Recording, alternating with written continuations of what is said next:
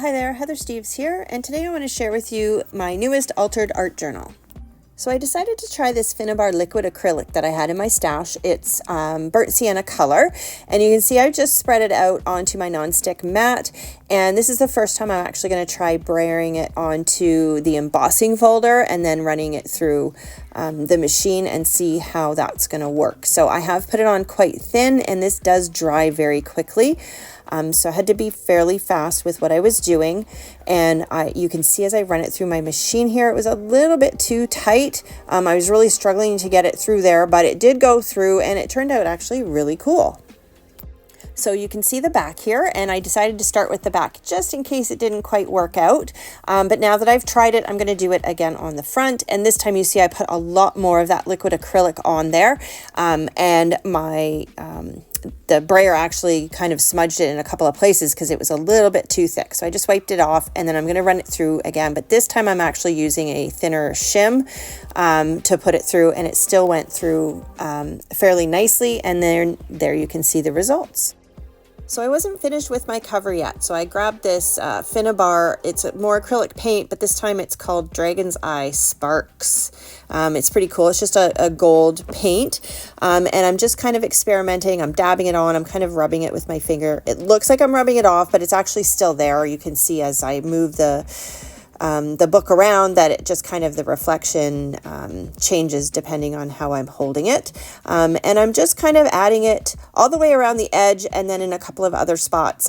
Even though the spine didn't really emboss, I thought it would still look better if I put some of that gold on the edge of that as well. So I'm basically just kind of playing around here and adding it on and kind of rubbing it around a little bit. It is a fairly dry paint, so it doesn't really do anything, although you see me rubbing it and using my little paper towel there.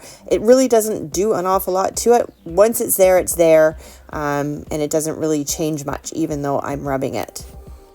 So I should let you know that I'm actually using the Square XL in Vintage Brown from Elizabeth Craft Designs. So that is what I started with, and it does have a texture to it already, which is kind of cool because once you emboss it, that texture is still there, and it gives it a really nice effect.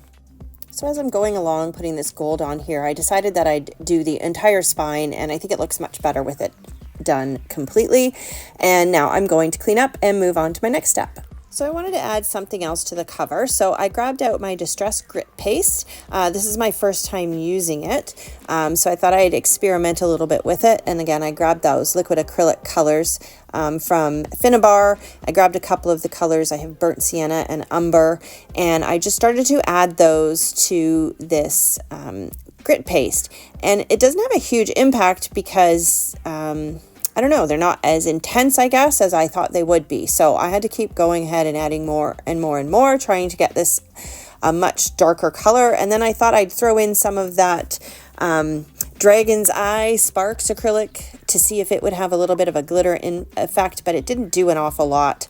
And so once I was finally happy with my color, I grabbed this kind of, I guess you would call it title word stencil. This is from the Journal Stencils 4 set from the Remember Moments collection.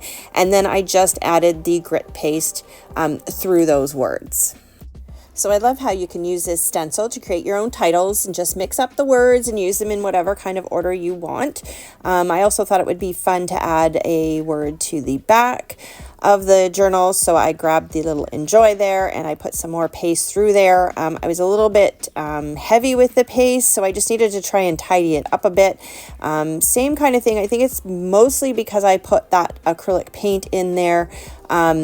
Once it kind of touched the journal, it really wouldn't come off again. But it looks fine. I got most of it out of the way, and then I proceeded to clean that up. So once my grit paste was fully dry, I thought I would try changing the color because I still wasn't too happy with it. So I grabbed that liquid acrylic and I just started to dab it with a sponge onto the tops of the letters.